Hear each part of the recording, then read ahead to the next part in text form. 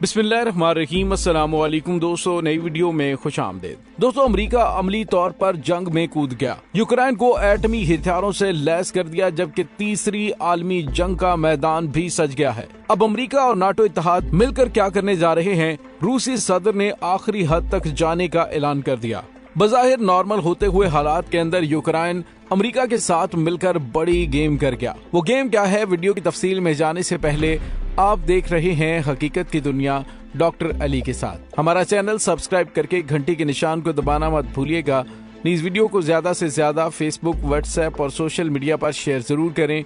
Share और like करने के साथ साथ कमेंट बॉक्स में पाक फौज जिंदाबाद, पाकिस्तान पाइंदाबाद और पाकिस्तान के गुमनाम हीरोज को सलाम का नारा कमेंट जरूर कीजिएगा। दोस्तों, यूँ लग रहा है कि जैसे यूक्रेनी सदर व्लादिमीर ज़ेलेंस्की काफी बड़े खिलाड़ी हैं। उनकी जानिब से जिस तरह से हालिया दिनों में बयानात दिए गए हैं, जिसमें कहा गया कि वो नाटो इत्तेहाद में शामिल होने का कोई इरादा नहीं रखते, दोस्तिक और लहाज पर भी वो लचक दिखाने के लिए तैयार हैं। यानी रूस को ये तासुर देने की कोशिश की गई कि रूस के सामने वो सरेंडर करने के लिए तैयार हैं। लेकिन दोस्तों, इसी दौरान अमेरिका और यूक्रेन की जानिब से कुछ ऐसे इकदाम किए गए हैं कि जिससे यूँ लग रहा है कि व्लादिमीर ज़ेलेंस्की के वो बयानात सिर्फ एक डॉज थे। दोस्तों, इस वक्त यूक्रेन के अंदर सूरत हाल काफी ज्यादा कशीदा है।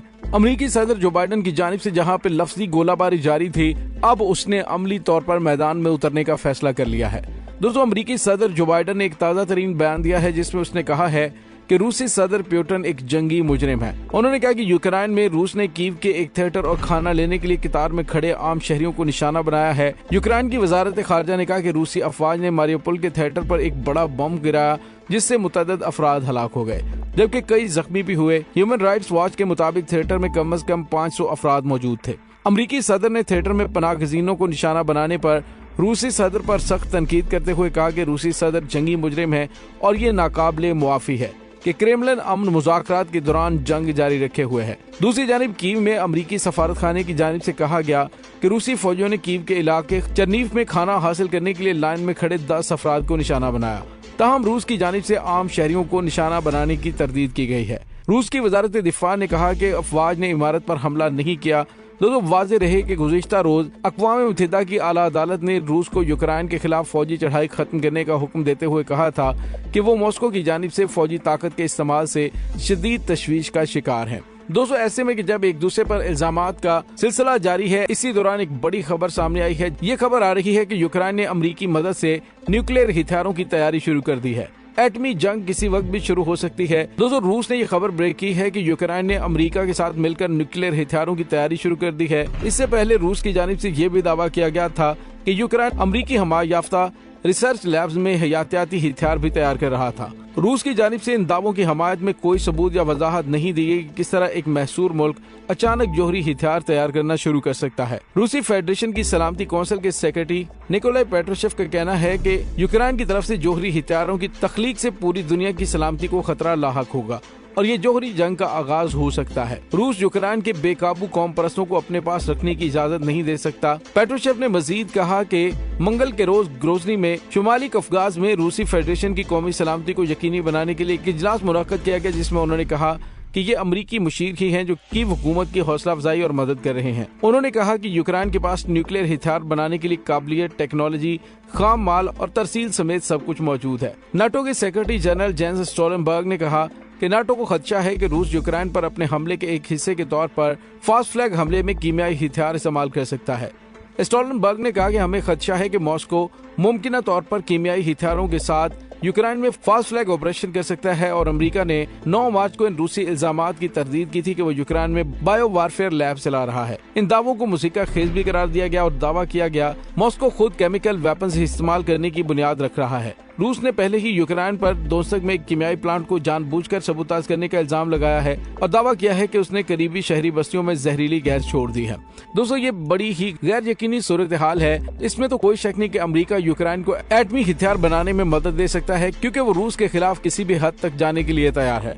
जिस तरह से चीन के खिलाफ उसने भारत को तैयार किया, भारत को तबाहकुन असलहा और उसके तमाम जुराइम से चश्मपोशी करना इस बात की तरफ इशारा है कि वो अपने दुश्मन से निमटने के लिए अपने तैयार किए हुए शिकरे को तमाम तर सहूलियात और आसानियां मुहैया करता है। और अब व्लादिमीर ज़ेलेंस्की जो कि बज़ाहिर मामलात को सेटल करने के चक्कर में है, यूँ लग रहा है कि जैसे वो रूस को चकमा देने जा रहा है। और अंदर खाते रूस की ये रिपोर्ट बिल्कुल दुरुस्त है कि यूक्रेन अमेरिकी मदद से एटमी हथियार तैयार करने जा रहा है ताकि मुकम्मल तौर पर रूसी तसल्लुत में जाने से पहले हथियार हासिल करके रूस को बड़ा डेटरेंस दे दिया जाए। लेकिन दोस्तों सवाल ये पैदा होता है कि अमेरिका की जानिब से हथियारों की तैयारी में मदद करने के बाद रूस अमेरिका को माफ करेगा? तो दोस्तों इसका जवाब नफी में है। रूस ने पहले दिन से ही इस बात की धमकी दी है कि अगर किसी ने यूक्रेन को मदद करने की कोशिश की तो वो रूस का दुश्मन तस्वर किया जाएगा और उन ममालिक से इस चीज का बदला लिया जाएगा। इसी वजह से रूस और अमेरिका के ताल्लुकात मजीद कशीदा होते जा रहे हैं।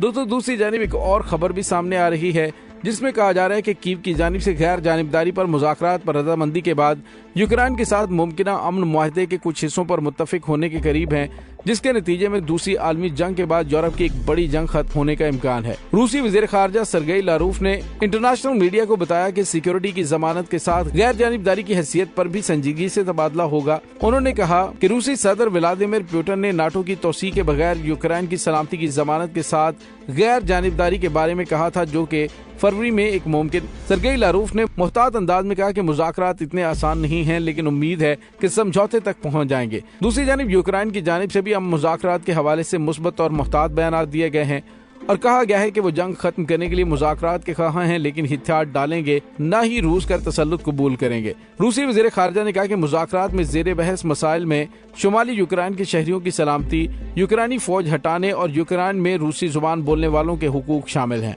दूसरी जानिब यूक्रेन की जानिब से ये बयान दिए जा रहे हैं और मगरबी मीडिया में ये खबरें चल रही हैं कि मुज़ाकरात के दौरान भी रूसी अफवाज की जानिब से बड़े पैमाने पर हमले किए जा रहे हैं। मुज़ाकरात के दौरान ही अभी तक खरकीव के इलाके में कमोबेश 500 अफराद मारे गए हैं। यूक्रेन के प्रोसिक्यूटर जनरल ने कहा कि जंग में अब तक 10 बच्चे हलाक हुए हैं। उन्होंने कहा कि रूसी अफवाज ने तकरीबन 400 से ज्यादा तालीमी इदारों पर हमला किया, जिनमें 59 तबाह हो चुके हैं। यूक्रेन के शुमाली खीते चरनिहिव के गवर्नर का कहना है कि शहर के मुतअद्दिद इजला में बिजली की फराहमी मुअत्तल हो चुकी है। दोस्तों अमेरिका की जानिब से तो अरसा दराज से कोशिश की जा रही थी कि यूक्रेन को एटमी हथियार फराहम कर दिए जाएं, ताकि जब जरूरत पड़े तो रूस पर क़यामत ढा दी जाए। लेकिन रूस इस तमाम सूरत हाल को मॉनिटर कर रहा था और आहिस्ता आहिस्ता अपनी सरहदों पर अपनी फौज की तादाद को इंक्रीज करते हुए जंगी मशकों के नाम पर सरहदी इलाकों में मौजूद था। बेलारूस में अभी तक भी रूस के 40,000 के करीब फौजी मौजूद हैं और उसके बाद आपने देखा कि रूस ने अचानक ही हमला कर दिया और उसके बाद सारी सूरत हाल आपके सामने है कि अमेरिका जो बुलंदो बांग दावे कर रहा था, नाटो जो बुलंदो बांग दावे कर रहा था, कोई भी एक कदम आगे बढ़ने की जुर्रत ना कर सका और अब तकरीबन यूक्रेन के 50% हिस्से पर रूसी फौज का कब्जा हो चुका है। दोस्तों अब अगर अमेरिका की जानिब से कुछ एटमी हथियार बनाने में यूक्रेन की मदद की जाती है या उसे एटमी हथियार फराहम किए जाते हैं तो फिर तीसरी आलमी जंग का शुरू होना लिखा जा चुका है। दोस्तों इस तमाम सूरत हाल के बारे में आपका क्या कहना है, कमेंट सेक्शन में अपने ख्यालात का इजहार जरूर कीजिएगा। इसके साथ ही डॉक्टर अली को इजाजत दीजिए। इंशाल्लाह बहुत जल्द मिलते हैं एक नई वीडियो में। तब तक के लिए अपना बहुत सारा ख्याल रखिएगा। पाक फौज जिंदाबाद, पाकिस्तान पाइंदाबाद, पाकिस्तान के गुमनाम हीरोज को सलाम। अल्लाह वारिस।